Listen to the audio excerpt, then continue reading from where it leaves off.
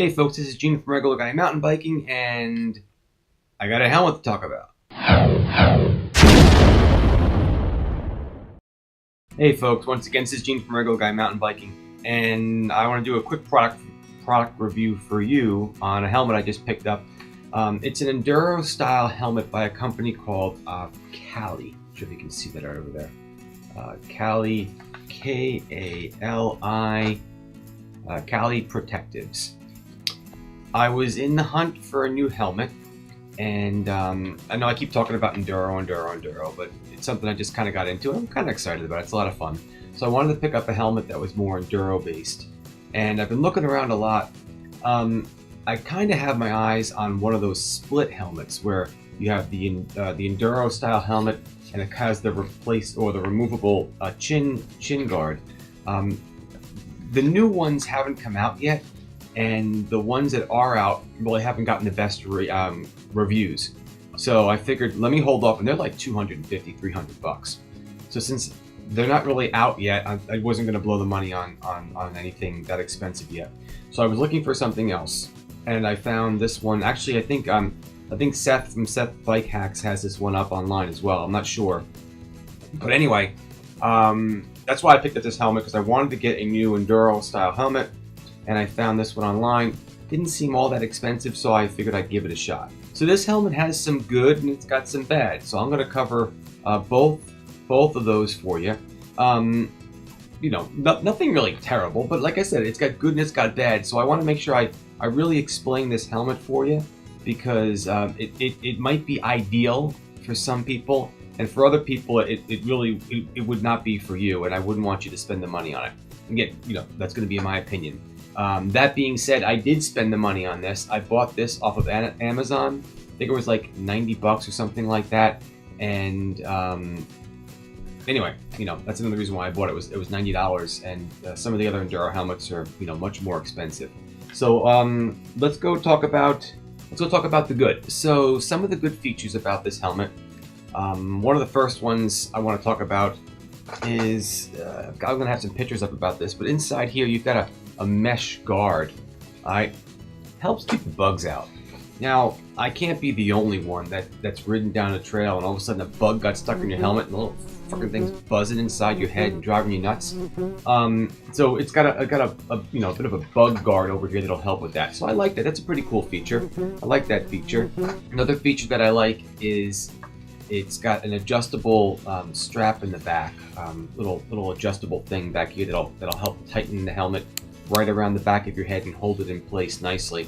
I like those helmets. Some helmets have the ones that twist a dial. Other ones have helmets where, like this, you just squeeze it and pull it in, push it in or pull it out, whatever, to adjust it against your head. So, again, another nice feature. And finally, probably one of the biggest features that I liked about it was this visor has a little mount where you can attach things to the top of the helmet, rather than trying to stick stuff here where they kind of stick or don't stick all the time, or wrap Velcro straps through the vents, which we've all done before.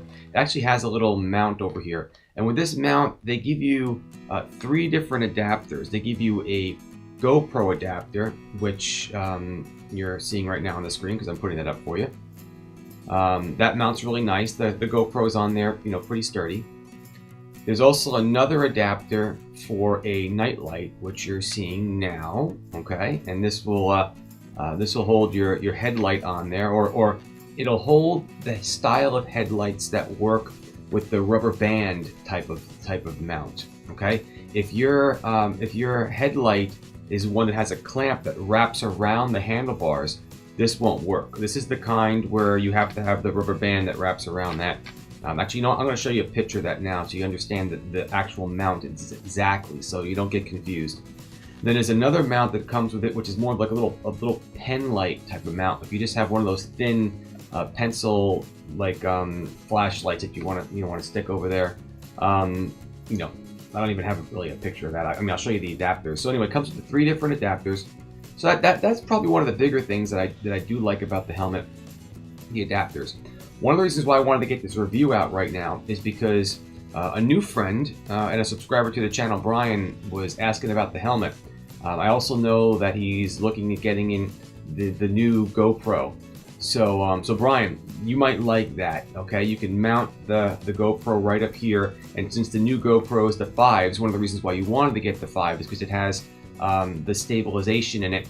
This is a little bit flimsy, not a whole lot. I mean, no more flimsy than any other one, but a little bit. So that vibration is going to shake the helmet a little bit. So realize that this is going to shake just a little bit, even though there is a little tension screw in here to hold it tight. It is a lighter plastic, which most of them are, but the stabilization in the new GoPro should probably clean that out just fine. Those are really most of the pros, the good things I liked about the helmet.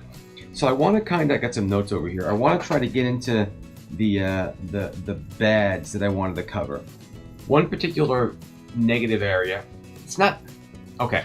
There's not a hell of a lot of protection in here, being an Enduro helmet. But then again, it's a $90 helmet. You know, it pretty much is your standard, you know, plastic cover, you know, cooler type of helmet, you know, with the foam inside, and with the you know the little pads in here. That's really about it. It's not what I would think would be a heavy duty type of Enduro helmet. This is your standard run of the mill type of helmet. Okay, if that's all you want, then that's nothing. I don't really want to say that's a bad. But if you're looking for an Enduro helmet, not so much. One of the other things I wanted to talk about was just the actual how far the helmet comes in on the back of your head. I just kind of thought they would come down a little bit more than this. I don't have another Enduro helmet to compare this to. Actually, maybe my buddy Frank has one. I'll take a look at his. I thought they came down a little bit lower. Maybe they all only come down this low, but here, let me explain to you what I mean. So here's my more standard cross-country helmet, and I don't know, it seems to come down just about as far as this one does. Maybe a little bit less, but not that much less. So I don't know, maybe it's just the style. I mean, okay, maybe the back a little bit. I thought this was going to kind of come down a little bit more than it did. And if you watch that one video of me trying to learn how to bunny hop in manual, dude, you totally understand why I want as much protection as I possibly can get on my head. So that was one of the other kind of downsides. What else did I have on my list over here? Honestly, that was probably about it, because the price really isn't all that bad. The other down thing that I wanted to talk about really isn't about the helmet itself. It's about my purchase experience. So I'm going to hold that off for a moment, because I don't want that to be bad for this helmet, because the review is mainly about this helmet. The helmets come in a small, medium, and large and extra large size. I first purchased the large, extra large, and it fit, but I had to have it super tight. So that wasn't going to work, because stuff starts to wear, and then all of a sudden the helmet would be loose. So I ended up going with a small, medium. Now, that's where things kind of really went south for me. Again, I bought this thing from Amazon. And when I bought it from Amazon, it wasn't like from exactly Amazon. It was like one of the companies that sell through Amazon. And I bought the large, extra large, and I wanted to compare it to the small medium. So I bought the small medium. And then when I got the small medium, which is this, it fits much, much better. So now I want to return the large, extra large. So I went through the return policy, and they charged me a restocking fee. I'll be honest. Who does restocking fees anymore? And really, what does it actually take to restock a product? In fact, look, let's go and reenact a restocking right now.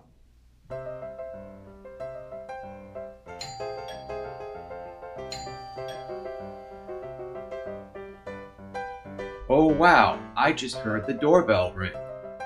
Let's go see what was delivered to me. I'm going to see what was delivered to me now. Wow, someone has sent me a helmet back. It has a note. It says, "Take me back." Since I sell bike products, apparently someone would like me to take this product back and return it. I should start the restocking process now. Before I can restock this product, I should scan it back into inventory. Beep. I will now restock this product into inventory. The product has been restocked. Really? Come on. Are you really going to charge me money to do that? I mean, that just, plus I also had to pay for the shipping. So that's one of the other reasons why I kept this helmet and didn't send them both back. Because after I paid for the restocking fee and I paid for the shipping and handling to get it back, I was like, just to hell with it, keep the helmet.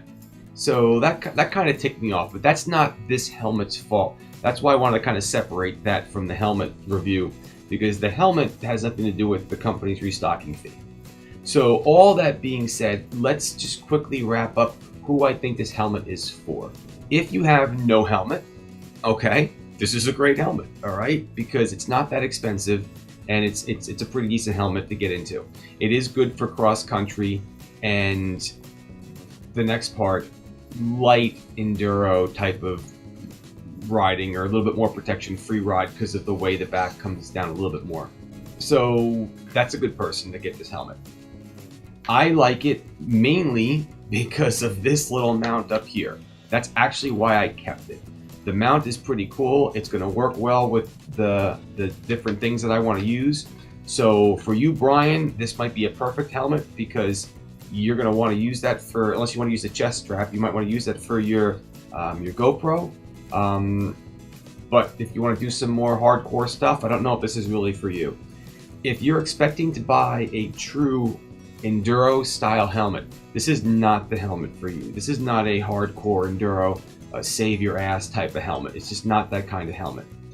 So this wouldn't be for you. Yeah, I mainly kept it because I wanted this little adapter. Plus the other reason is that the other helmet I just showed you is my only other cross-country helmet.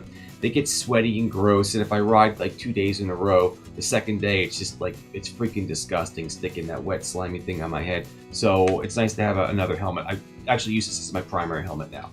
So hopefully it's a good review and gives you some important information about the helmet. If you have any questions, put them in the description down below. I'll answer them, no problem at all. But that's pretty much it. Not a bad helmet, and if you fall within that criteria and everything I said kind of works for you, then give it a shot. That's about it, folks. This is Gene from Regular Guy Mountain Biking. I always thank you for watching and subscribing, and you guys have a good one. I'll catch you later on. Bye-bye.